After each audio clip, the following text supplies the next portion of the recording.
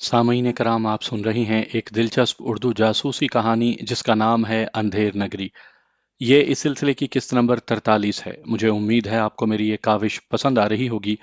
آپ نے اگر ابھی تک میرا چینل مائی وائس سبسکرائب نہیں کیا تو ابھی میرے چینل کو سبسکرائب کر کے بیل نوٹیفیکیشن آن کر لیجئے تاکہ آنے والی ہر نئی کہانی کی اطلاع بر وقت آپ تک پہنچ سکے۔ ہمارا کوئی اڈا یا کوئی پناہ گاہ اب خفیہ نہیں رہ پائے گی۔ جن ریٹائرڈ جاں بازوں کو دوبارہ ملازمت دے کر کیمپ میں رکھا جائے گا وہاں ان سے ہمارے بہت سے راز اگلوائے جائیں گے۔ جاں بازوں میں شاید چند ہی ایسے ہوں گے جو کسی نہ کسی مجبوری کے باعث انہیں کچھ بتا دیں گے۔ اسی لیے میں تم سے کہہ رہا ہوں وہ شہر چھوڑ دو۔ میں تو اسلام آباد چھوڑ چکا ہوں اور اب 1 گھنٹے میں لاہور پہنچنے والا ہوں۔ جب سیاستدانوں کو محاسبے، گرفتاری اور سزا پانے کا خوف ہوتا ہے تو وہ دوسرے ملکوں میں جا کر سیاسی پناہ حاصل کرتے ہیں۔ کیا ہمیں بھی کسی دوسرے ملک میں جا کر پناہ لینی ہوگی؟ ہم حکمران بننے کا لالچ کرنے والے سیاستدان نہیں ہیں۔ ہم کسی دوسرے ملک میں جا کر منہ نہیں چھپائیں گے۔ اگرچہ ہم سے تمام سہولتیں چھین لی گئی ہیں، ہمارے ذرائع اتنے محدود کر دیے گئے ہیں کہ ان حالات میں بھی بھاگنا ہی پڑتا ہے، لیکن ہم نہیں بھاگیں گے۔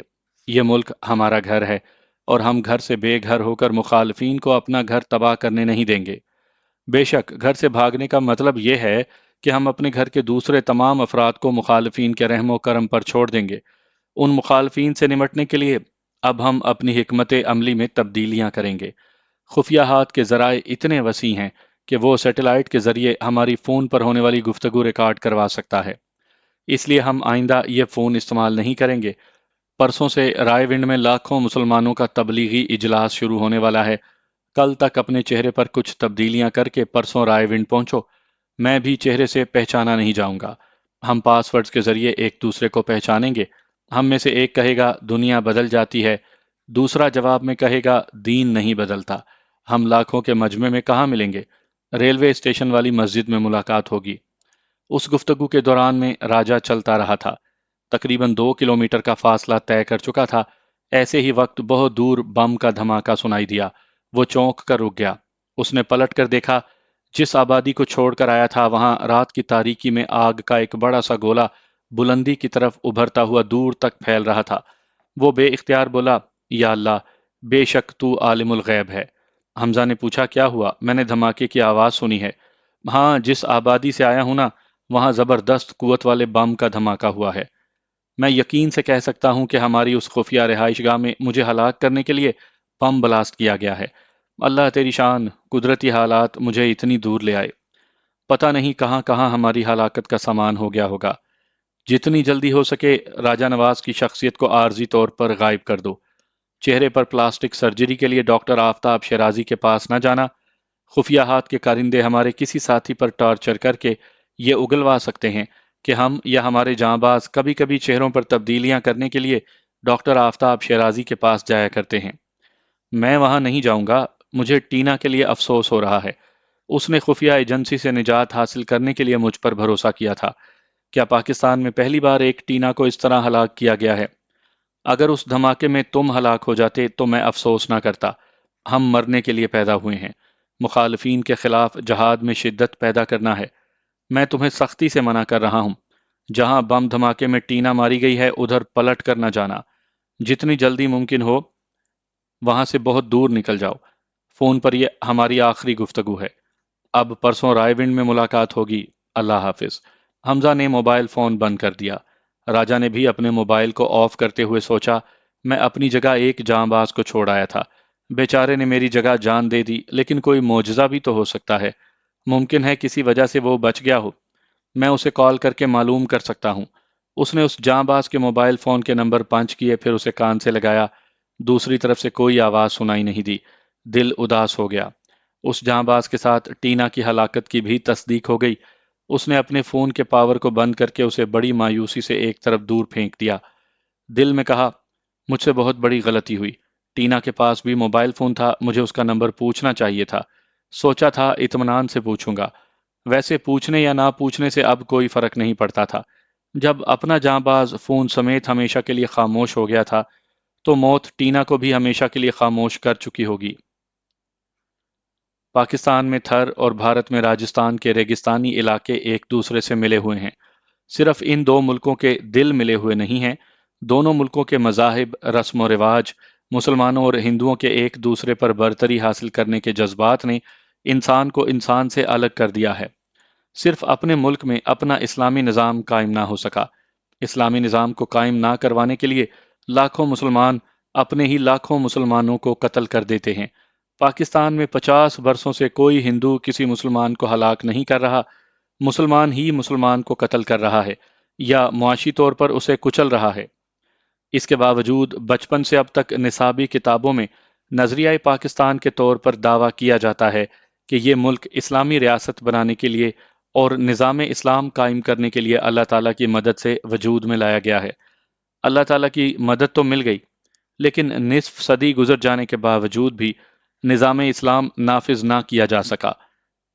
میں پوجا اور اعظم بیگ کے ساتھ سرحد پار کر کے بھارتی علاقے راجستھان میں آ چکا تھا۔ وہاں ہمارا ایک ہندو گائیڈ پدما شری تھا۔ وہ ہمیں اونٹوں پر بٹھا کر بڑی تیز رفتاری سے ایک چھوٹے سے ٹاؤن یا ایک چھوٹی سی بستی کہہ سکتے ہیں وہاں لے جا رہا تھا۔ پدما شری نے بتایا کہ اس ٹاؤن کا نام کھڑی ہے۔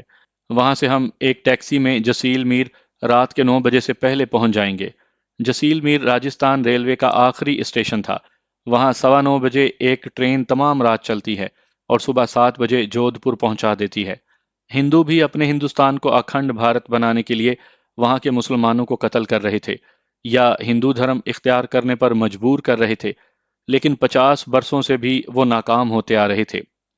جس طرح چند مسلمان اپنے ہی پاکستان کے خلاف بھارتی حکومت کے اعلی کار تھے، اسی طرح پدما شری جیسے چند ہندو اپنے ہی بھارت کے خلاف ہم جیسے ضرورت مند مسلمانوں کو سرحد پار کرواتے تھے اور ان کی رہنمائی کرتے ہوئے بھارت کے کسی بھی علاقے میں پہنچا دیا کرتے تھے۔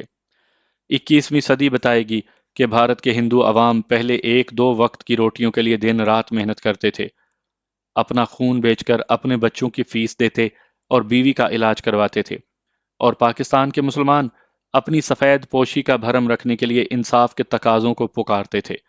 آج بھی پکارتے پکارتے اپنی نسلوں کو کلاشنکوف کلچر دے رہے ہیں۔ تباہی پہلے سے زیادہ ہے۔ آبادی اور عیاشی صرف دونوں ملکوں کے جاگیرداروں اور سرمایہ داروں کے لیے ہے۔ ٹرین لیٹ تھی، ہم صبح 8 بجے جودھ پور پہنچے۔ اسٹیشن کے پیچھے ایک ڈھابے یعنی ہوٹل میں ناشتہ کرتے ہوئے اعظم نے کہا، یہاں قریب ہی ایک MG ہسپتال ہے، وہاں جا کر معلوم کیا جا سکتا ہے کہ ہڈیوں کے امراض کا علاج کہاں ہوتا ہے۔ میں نے کہا، وہ میری امی کو ہیلی کاپٹر میں جس سمت لے گیا تھا وہاں سے پنجاب کی سرحدیں ہندوستان سے ملتی ہیں اور ہم سندھ کی ایک سرحد سے آئے ہیں۔ وہ میری امی کو دہلی یا منڈوا کی طرف لے گیا ہوگا۔ پوجا نے کہا، تم درست کہتے ہو، لیکن وہ راہ والوں کا ذاتی ہیلی کاپٹر ہوگا۔ بھارت میں آ کر دہلی کے بجائے ادھر کے کسی شہر کے ہسپتال میں تمہاری امی کو لا سکتا ہے۔ میں نے سوچا، شمشیر سنگھ کالیا کے گھٹنے کی ہڈیاں جوڑنے کے لیے ضروری نہیں ہے کہ اسے کسی بڑے شہر کے بڑے ہسپتال میں لے جایا جائے۔ انہیں اندیشہ رہے گا کہ میں اپنی ماں کے لیے امیر حمزہ کے ساتھ وہاں پہنچ سکتا ہوں۔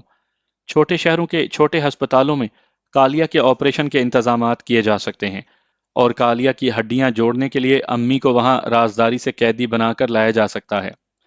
ہم ناشتہ کرنے کے بعد MG ہسپتال کے قریب پہنچے اور ایک بس اسٹینڈ کے سائے میں کھڑے ہو گئے۔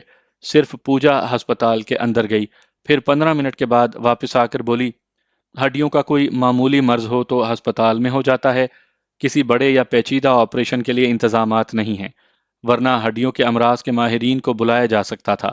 ویسے اس شہر میں ہڈیوں کے 2 ہسپتال ہیں، میں نے ان کے پتے نوٹ کر لیے ہیں، چلو وہیں چلتے ہیں۔ اعظم نے کہا، سائیکل رکشہ میں چلیں گے، فرمان اس شہر کو اچھی طرح دیکھتا چلے گا۔ پوجا نے کہا، اعظم تمہیں بھول سے بھی اسے فرمان نہیں کہنا چاہیے، یہاں اس کا نام وجے شرما ہے۔ سوری، بے اختیار میرے منہ سے اصل نام نکل گیا تھا، آئندہ محتاط رہوں گا۔ کیوں وجے شرما سائیکل رکشے میں چلیں؟ میں امی کے لیے پریشان ہوں، ہمیں جلد سے جلد ٹیکسی یا آٹو رکشے میں چلنا چاہیے۔ پوجا نے مجھ سے کہا، وجے تم بھی غلطی کر رہے ہو، یہاں اپنی ماں کو امی نہ کہو، انہیں ماتا جی یا ماں جی یا پھر ممی کہو۔ میں نے کہا، تھینک یو پوجا، تم ذرا ذرا سی غلطیوں کو بھی اہمیت دیتی ہو۔ میں نے پوجا کے ساتھ یکے بعد دیگرے دونوں ہسپتالوں کو اندر سے دیکھا، اس وارڈ میں بھی گئے جہاں پہ ہڈیوں کے امراض کا علاج کروانے والے بستروں پر پڑے تھے۔ اسپیشل وارڈ میں بھی شمشیر سنگھ کالیا نظر نہیں آیا، وہاں ٹوٹی ہوئی ہڈیوں کو جوڑنے کا آپریشن کیا جاتا تھا۔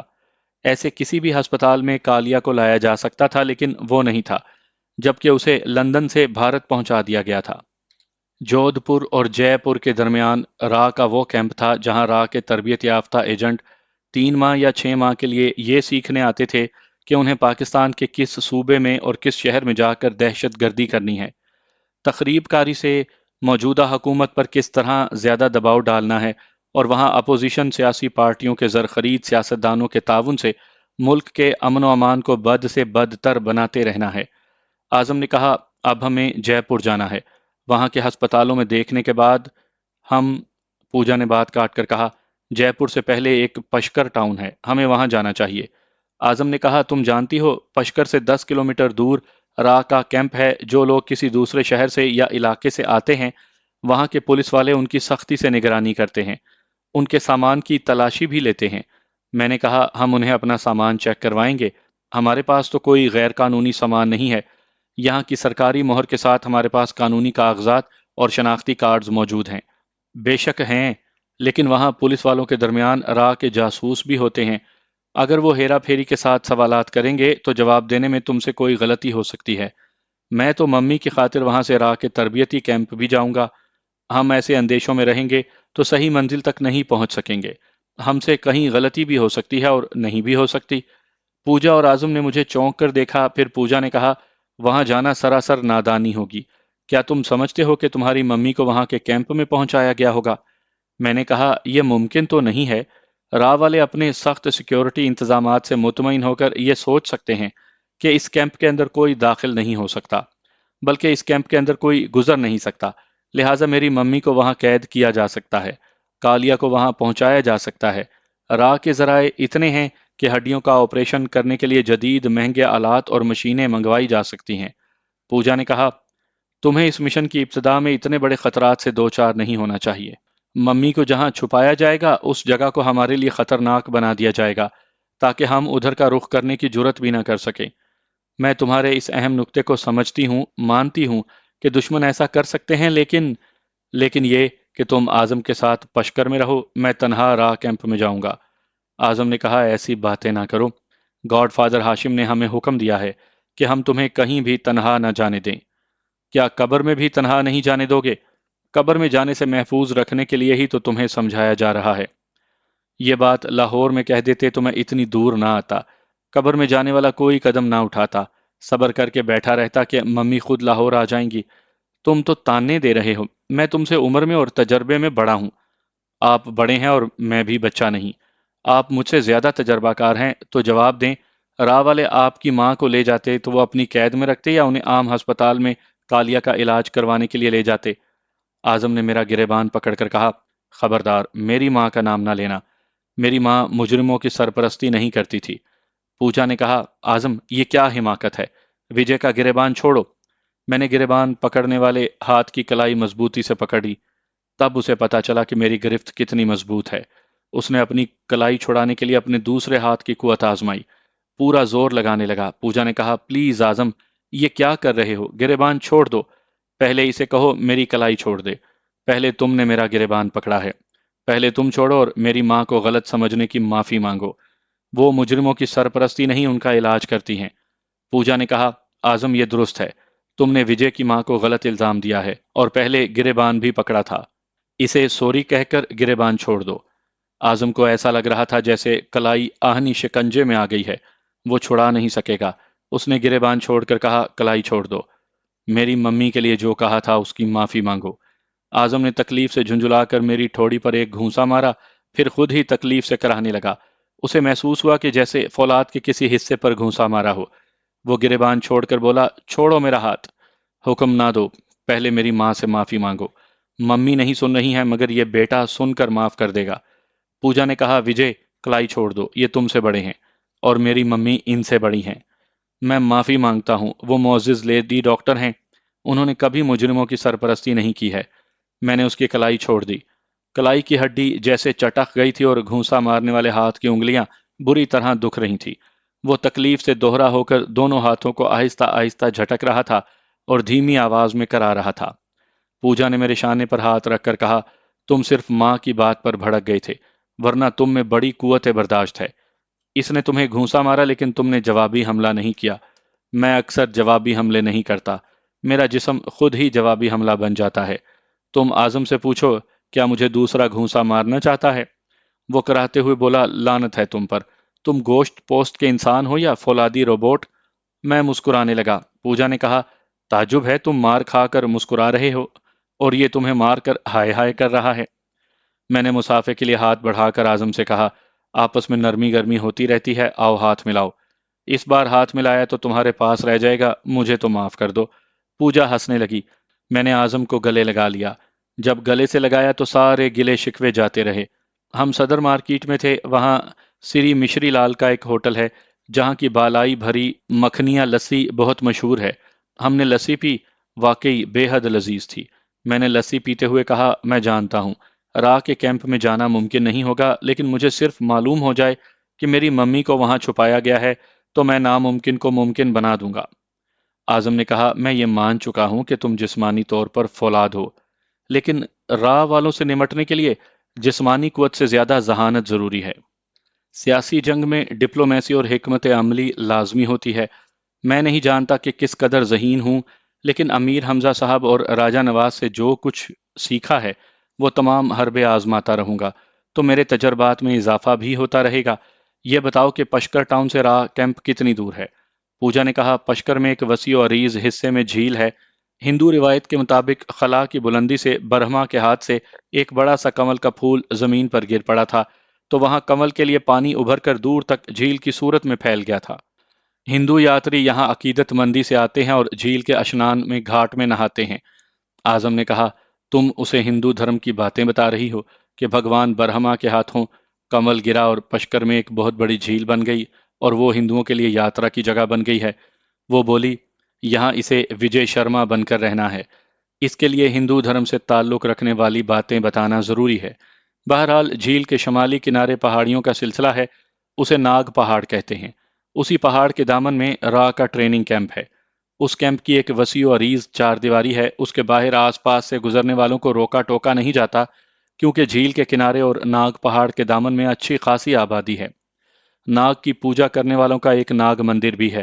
اعظم نے کہا، وہاں اجنبی لوگوں پر شبہ نہیں کیا جاتا ہے کیونکہ سینکڑوں یاتری بھارت کے مختلف علاقوں سے آتے جاتے رہتے ہیں۔ صرف اس چار دیواری کے اندر ٹریننگ حاصل کرنے والے راہ کے کارندے جا سکتے ہیں۔ وہاں بڑے سائن بورڈ پر health and body building centre لکھا ہوا ہے، اس لیے وہاں کے لوگ بھی اسے را کا ٹریننگ سینٹر نہیں سمجھتے ہیں۔ ان کی معلومات کے مطابق آل انڈیا باڈی بلڈنگ کے مقابلے میں حصہ لینے والے پہلے دہلی سے ٹریننگ کے سلسلے میں اجازت نامہ لے کر آتے ہیں، پھر یہاں پشکر کے ٹریننگ سینٹر میں انہیں داخلہ ملتا ہے۔ پوجا نے کہا، ہم اچھے موقع پر کل وہاں پہنچیں گے۔ کل سے 10 دنوں تک مویشیوں کا میلہ لگتا ہے۔ اتنا بڑا میلہ لگتا ہے کہ 50,000 سے زیادہ اونٹ اور دوسرے جانور فروخت کے لیے لائے جاتے ہیں۔ پھر طرح طرح کے کھیل تماشے ہوتے ہیں۔ صحرائی عورتیں رنگ برنگے ملبوسات، 7 رنگی چوڑیوں اور کئی قسم کے زیورات پہنے راجستھانی کلچر، رقص اور گیت پیش کرتی ہیں۔ ہماری یہاں سے روانگی کب ہوگی؟ مویشی میلے کے باعث ہر 1 گھنٹے کے بعد بسیں یہاں سے پشکر جاتی ہیں۔ ہم بس اسٹینڈ چلتے ہیں، وہاں جو آرام دہ بس ملے گی اس میں چلیں گے۔ آدھی رات سے پہلے وہاں پہنچ جائیں گے۔ اگرچہ پوجا اور اعظم دونوں میرے گائیڈ تھے، لیکن اعظم کم بولتا تھا، پوجا زیادہ بولتی تھی، مجھ سے زیادہ قریب رہ کر چلتی پھرتی اٹھتی تھی۔ ایسا وہ شاید مجھ سے متاثر ہو کر کرتی ہوگی یا اپنا فرض سمجھ کر مجھے زیادہ سے زیادہ معلومات فراہم کرنے کے لیے مجھ سے زیادہ بولتی ہوگی۔ ایسے وقت اس کے کسی جذبے کی طرف میرا دھیان نہیں تھا، میں صرف امی کے لیے پریشان اور بے چین تھا۔ جلد سے جلد ان کے پاس پہنچنا چاہتا تھا اور بڑے صبر و ضبط سے یہ سمجھتا رہتا تھا کہ بے چینی اور جلد بازی نقصان پہنچا سکتی ہے۔ بس اسٹینڈ پر وہ تھوڑی دیر کے لیے ٹیلی فون بوتھ میں گئی۔ دہلی میں اس کی ایک بچپن کی سہیلی رہتی تھی، وہ اسے شادی کی مبارکباد دینے گئی تھی۔ اعظم نے میرے قریب دھیمی آواز میں کہا، فون پر مبارکباد دینا اتنا ضروری تو نہیں ہوتا، کبھی سہیلی سے سامنا ہوتا تو مبارکباد بھی دی جا سکتی ہے اور معذرت کی جا سکتی ہے کہ بیرون ملک جانے کے باعث وہ شادی اٹینڈ نہیں کر پائی تھی۔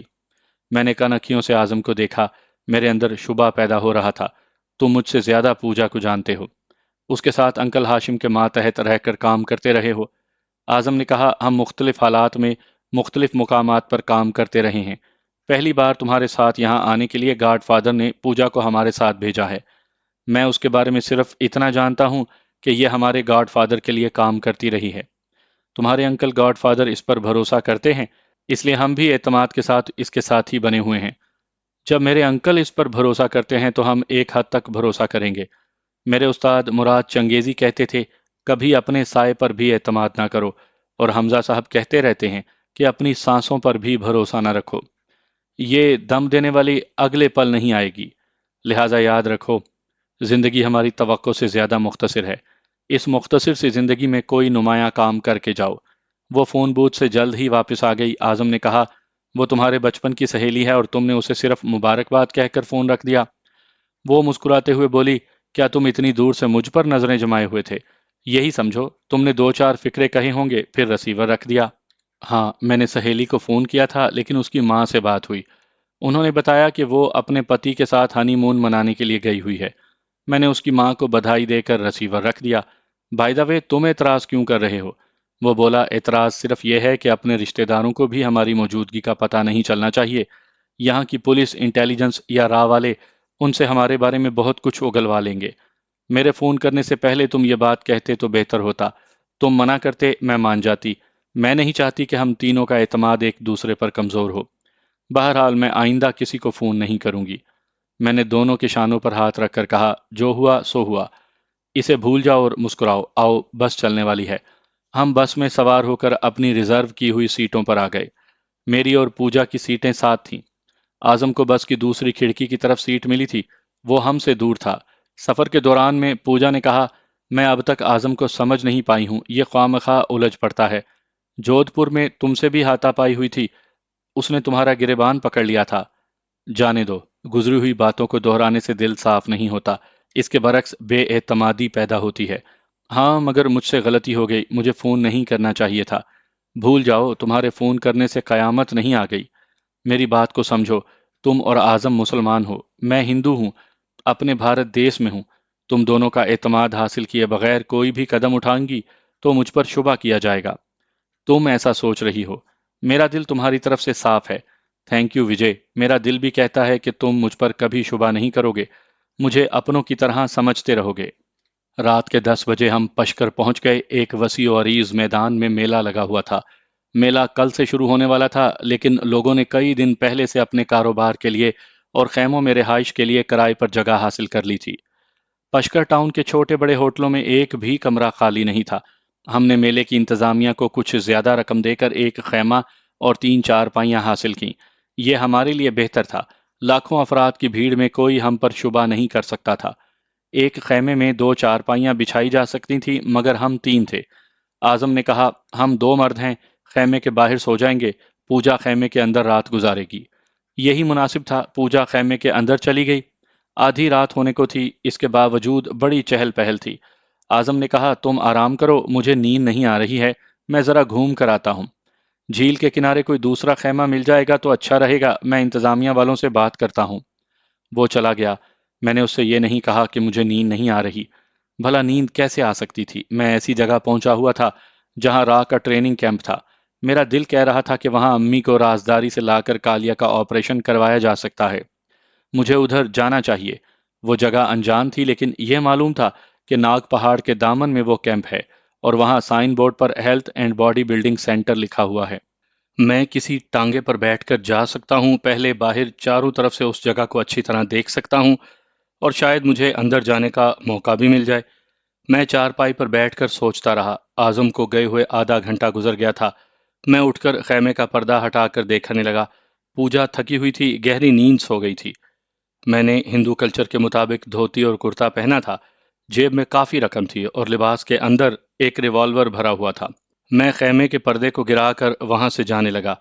کچھ دور جانے کے بعد ہمارا خیمہ نظروں سے اوجھل ہو گیا۔ وہاں کئی جگہ پولیس والے تھے، وہ مسلح نہیں تھے، لیکن ان کے ہاتھوں میں ڈنڈے تھے۔ وہ میلے کے انتظامات کو درست رکھنے کے لیے ڈیوٹی پر کہیں کہیں نظر آ رہے تھے۔ ایک جگہ ایک سپاہی نے مجھے آواز دی، اوئے ادھر آؤ۔ میں نے پلٹ کر اسے دیکھا، پھر اس کے قریب جا کر پوچھا، جی حوالدار صاحب، حکم؟ میں نے حوالدار کہا تو سپاہی خوش ہو گیا، ذرا مسکرایا، پھر ایک افسر کی طرح ڈانٹ کر پوچھا، کون ہے رے تو؟ ایک یاتری ہوں، کل پوتر یعنی مقدس اشنان گھاٹ میں اشنان کروں گا، میلہ بھی دیکھوں گا۔ کل کی بات نہ کر، ابھی بول اتنی رات کو کہاں سے آ رہا ہے؟ اپنے تمبو یعنی خیمے میں۔ کہاں ہے تمبو؟ تمبو کا نمبر کیا ہے؟ 127 نمبر ہے۔ تمبو کی رسید دکھا۔ وہ تو تمبو میں گھر والی کے پاس ہے۔ اس میں کتنا سچ ہے اور کتنا جھوٹ ہے؟ میں بالکل سچ کہہ رہا ہوں۔ چل ابھی مجھے تمبو اور رسید دکھا۔ میں بحث کرتا تو اور پولیس والے آ جاتے، اس لیے اس کے ساتھ اپنے خیمے کی طرف جانے لگا۔ چلتے چلتے بہت دور سے اپنا خیمہ نظر آیا تو میں ایک دم ٹھٹک گیا۔ اعظم 6 فوجی جوانوں کے ساتھ نظر آیا۔ ان میں سے 2 جوان دوڑتے ہوئے خیمے کے پیچھے گئے اور 2 جوان اعظم کے ساتھ خیمے کے اندر گئے۔ باقی 2 باہر کھڑے رہے۔ سپاہی نے مجھ سے پوچھا، ابے کھڑا کیوں ہو گیا؟ آگے چل۔ میں نے پاس والے چائے کے ہوٹل کی طرف اشارہ کیا۔ حوالدار صاحب، میرا تمبو کہیں بھاگا تو نہیں جا رہا؟ آؤ ایک ایک کپ چائے پی لیں۔ آپ کچھ کھانا بھی چاہیں گے تو پیٹ بھر کر کھائیں، میری جیب میں بہت مال ہے۔ وہ راضی ہو گیا۔ ہم ہوٹل کے باہر بینچ پر بیٹھ گئے۔ حوالدار کھانے کا آرڈر دینے لگا۔ میری نظریں دور اپنے خیمے کی طرف تھی۔ مجھے پوجا نظر آئی۔ اسے 2 فوجی جوان پکڑ کر خیمے سے باہر لائے تھے۔ ان کے پیچھے اعظم ان سے کچھ کہہ رہا تھا۔ وہ دونوں پوجا کو پکڑ کر لے جانے لگے۔ وہ خود کو چھڑانے کی کوشش کرتے ہوئے غصے سے کچھ کہہ رہی تھی، پھر اعظم کی طرف تھوک کر 2 جوانوں کی حراست میں جانے لگی۔ باقی 4 جوان خیمے کے اندر گئے اور اعظم خیمے کے باہر چارپائی پر لیٹ گیا۔ اس کا خیال تھا کہ میں ابھی آؤں گا، اسے تنہا ایک چارپائی پر دیکھوں گا اور سمجھوں گا کہ پوجا اندر سو رہی ہے۔ صاف سمجھ میں آ رہا تھا کہ اعظم کا تعلق راہ سے ہے۔ اس نے اب تک پوجا کو میری نظروں میں مشکوک بنانے کی کوششیں کرتے ہوئے اپنی کمینگی کے بارے میں سوچنے کا موقع نہیں دیا تھا۔ اب میں تھوڑی دیر میں وہاں نہ جاتا تو وہ سب میری تلاش میں نکل پڑتے۔ وہ ایسا وقت تھا کہ کچھ سوچنے کا نہیں، کچھ کر گزرنے کا موقع تھا۔ میں نے سپاہی کے قریب ہو کر اپنے لباس سے ریوالور نکال کر اس کی کمر سے لگاتے ہوئے کہا، اسے دیکھو، یہ کیا ہے؟ تم ذرا سی بھی آواز نکالو گے تو یہ دھماکہ کرے گی۔ اس نے سہم کر ریوالور کو دیکھا۔ میں نے جیب سے نوٹوں کی گڈی نکال کر اسے دکھاتے ہوئے کہا، میری بات مانتے رہو گے تو یہ 5,000 روپے دوں گا، ورنہ گولی چلا دوں گا۔ وہ خوفزدہ تھا، ہکلا کر بولا، گولی نہ چلانا، میں تمہاری بات مانتا رہوں گا۔ ہوٹل کے چھوکرے کو کھانا لانے سے منع کرو۔ ریوالور میری جیب میں رہے گا اور تم میرے ساتھ دوستانہ انداز میں یہاں سے چلو گے۔ اس نے حکم کی تعمیل کی۔ ہم وہاں سے اٹھ کر میلہ میدان سے باہر جھیل کی طرف جانے لگے۔ جھیل وہاں سے کافی فاصلے پر تھی۔ راستے میں 2-4 سپاہی ملتے رہے۔ وہ میرے نشانے پر رہنے والے سے رام رام کہتے ہوئے 2-4 باتیں کرنے کے بعد چلے گئے۔ اس طرح ہم بہت دور جھیل کے ایک ویران کنارے پر پہنچ گئے۔ میں نے اپنا لباس اتارتے ہوئے اس سے کہا، اپنی وردی اتارو، جلدی کرو، سوال نہ کرنا۔ میرے ہاتھ میں ریوالور تھا۔ دور سے آنے والی روشنی کے باعث وہاں نیم تاریکی تھی۔ اس نے جان جانے کے خوف سے فوراً ہی وردی اتار دی۔ پھر میری اتاری ہوئی دھوتی کو اٹھانے کے لیے جھکا تو میں نے ریوالور پھینک کر دونوں ہاتھوں سے گردن دبوچ لی۔ میرا دبوچنا ایسا تھا کہ منہ سے آواز کیا نکلتی، وہ سانس بھی نہیں لے پا رہا تھا۔ ہاتھ پاؤں جھٹک رہا تھا، پورے جسم کا زور لگا رہا تھا، لیکن سانس آتی جاتی رہتی تو زور لگانے کا سلسلہ جاری رہتا۔ وہ 2 منٹ تک پوری قوت سے پھڑ پھڑاتا رہا، پھر ڈھیلا پڑتا چلا گیا۔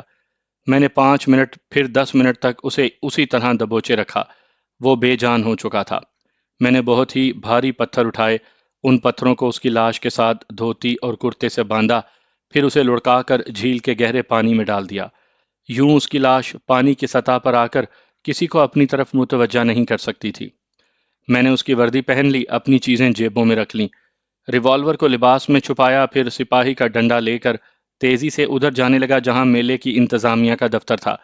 وہاں میں نے اعظم اور پوجا کے ساتھ جا کر 127 نمبر کا خیمہ کرائے پر لیا تھا، اور وہیں ان فوجی جوانوں کو دیکھا تھا، اور یہ سمجھ میں آ رہا تھا کہ وہ جوان ابھی پوجا کو اسی طرف لے گئے ہوں گے۔ انتظامیہ کا دفتر ایک مکان میں تھا، اس کے 2 کمرے آگے اور 2 پیچھے تھے۔ میں نے پیچھے جا کر ایک کمرے کی کھڑکی سے دیکھا، پوجا ایک دیوار سے لگی کھڑی تھی۔ اس سے کچھ فاصلے پر ایک فوجی افسر ایک کرسی پر بیٹھا ہوا کہہ رہا تھا، تم سمجھتی ہو خاموش رہو گی تو ہم تمہیں گونگی سمجھ لیں گے؟ وہ بولی، اعظم جیسا کمینہ سب کچھ بتا چکا ہوگا، مجھے گونگی ہی رہنے دو۔ افسر نے ہنستے ہوئے کہا، ابھی تمہارے گورے بدن سے ایک ایک کپڑا اتارا جائے گا، تب بھی گونگی رہو گی؟ مرد کی سمجھ میں اتنی سی بات نہیں آتی کہ وہ پرائی عورت کے کپڑے اتارتا ہے تو عورت چیختی ہے، اور ماں بہن کے کپڑے اتارے جائیں تو مرد چیختا ہے۔ یو شٹ اپ، کتے کی بچی! اس نے اٹھ کر پوجا کو ایک تماچا مارا، پھر اس کی زلفوں کو مٹھی میں جکڑ کر جھٹکا دیتے ہوئے بولا، زندہ رہنا چاہتی ہے تو بتا دے، فرمان کے ساتھ کیا پلاننگ ہوئی تھی؟ اگر نہیں ہوئی تھی تو وہ ہمارے آنے سے پہلے کہاں بھاگ گیا؟ کوئی پلاننگ نہیں ہوئی تھی، جس کے پاس ذہانت ہوتی ہے وہ برے حالات کو بھانپتے ہی راستہ بدل لیتا ہے، اور تیری جیسی سندر چھوکری کو چھوڑ کر بھاگ جاتا ہے۔ میں اس کی نہ رشتہ دار ہوں نہ محبوبہ، بس ایک ہم سفر تھی، اور ہم سفر تو کسی بھی موڑ پر ایک دوسرے کا ساتھ چھوڑ کر چلے جاتے ہیں۔ ایک فوجی جوان ایک ٹرے میں دارو کی بوتل، ایک گلاس اور کھانے کی کچھ چیزیں کمرے میں لاتے ہوئے بولا، سر وہ کہیں بھاگ گیا ہے۔ ہمارے فوجی اعظم صاحب کے ساتھی اسے تلاش کرنے ہمارے سینٹر کی طرف بھاگ گئے ہیں، پر بھارکر صاحب نے ہیڈ کوارٹر کو فون کیا ہے، لیڈی سرجن آمنہ کو ادھر نہ بھیجیں، ادھر خطرہ ہے۔ کالیا صاحب کو بھی یہاں سینٹر سے لے جائیں۔ افسر نے دارو کی بوتل کھول کر گلاس میں ڈالتے ہوئے کہا، کالیا صاحب کے لیے خطرہ نہیں ہے، لیڈی سرجن کے بیٹے کو اتنی عقل تو ہوگی کہ وہ کالیا کو مارے گا تو اس کی ماں کو بھی زندہ نہیں چھوڑا جائے گا۔ جا ایک گلاس پانی لیا۔ میں اس وقت تک دروازے کی طرف آ گیا تھا۔ جیسے ہی وہ فوجی جوان ایک گلاس پانی لینے کے لیے باہر نکلا، میں نے ایک ہاتھ سے اس کی گردن دبوچی اور دوسرا ہاتھ اس کے منہ پر سختی سے جما دیا۔ ایک ذرا سی آواز نکالنے کا موقع نہیں دیا۔ ایسے موقع پر میں اللہ تعالیٰ کا لاکھ لاکھ شکر ادا کرتا ہوں کہ اس نے مجھے جسمانی طور پر فولاد بنا دیا ہے۔ اپنے دادا جان اور امی کو ایک وسیلہ سمجھتا ہوں، انہوں نے اللہ تعالیٰ کی رضا کے مطابق مجھے فولاد بنانے میں کوئی کسر نہیں چھوڑی۔ وہ فوجی جوان میری گرفت میں ہمیشہ کے لیے ٹھنڈا پڑ گیا۔ میں لباس کے اندر سے ریوالور نکال کر تیزی سے چلتا ہوا کمرے کے اندر آیا۔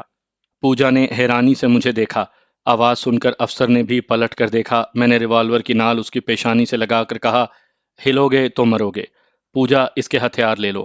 پوجا نے آگے بڑھ کر اس کے ریوالور اور ایک لانگ شاٹ گن کو اٹھا لیا۔